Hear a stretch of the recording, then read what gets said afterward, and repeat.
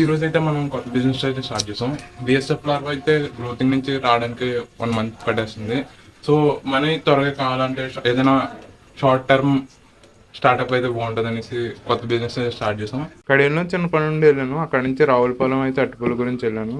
ఈ దారి పొడుగున ఒక 100 నర్సరీలు ఉంటాయి ఈ హైవేకి. అలాగా పెట్రోల్ బంక్ కూడా వెళ్ళాను. 100 రూపాయలు పడింది నాకు పెట్రోల్. ఫైనల్లీ రావులపాలెం అయితే చేరుకున్నాను. అక్కడైతే 100 బళ్ళు ఉంటాయి అరటిపళ్ళు. ఒక్కొక్కడు 6 గెలలు వేసుకొని ఉన్నాడు. వాళ్ళు అన్నారు విడిగా అమ్మను ఎదరు అమ్ముతారు అనేసి అన్నారు. విడిగా అమ్ముతారు అనేసి ఎదరికి వెళ్తే ఆడేమో మొత్తం 1500 చెప్పాడు 3 గెలలు కలిపి. నేను 1200 అడిగాను. నాకు తెలియదు కదా, నాకు కొత్త.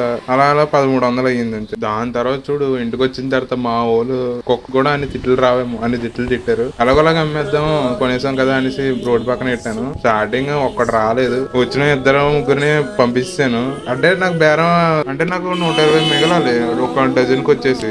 ఏమో 6 అసలాలు ఉన్నాయి ఒక్కో దానికి. ఎంతో కొంత మిగలాలి. 120 కన్నా తక్కువ అమ్మకూడదు అనేసి అనుకున్నాను. అలాగే చెప్పాను 120 కన్నా తక్కువ రాదని.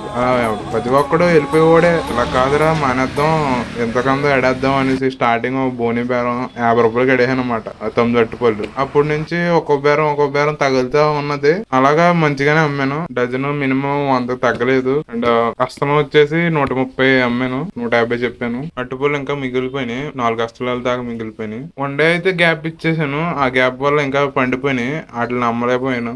బిజినెస్ అయితే లాభం అయితే 300 వచ్చింది అంతే, ఎక్కువ రాలేదు. నేను ఫర్దర్గా కంటిన్యూ చేయాలా ఏం చేయాలని ఆలోచించినప్పుడు దీన్ని ఎందుకు టాస్క్ కింద తీసుకోకూడదు అనేసి. అంటే బిజినెస్ అంటే ఇదే కదా, స్టార్టింగ్ పెట్టంగానే లాభం వచ్చేది. అండ్ దీన్ని ఎలా గ్రో చేయాలన్నది మనం ప్లానింగ్ చేయాలి. సో నెక్స్ట్ రీల్ నుంచి దీన్ని ఎలా డెవలప్ చేస్తాం అన్నది మీకు చూపిస్తాను.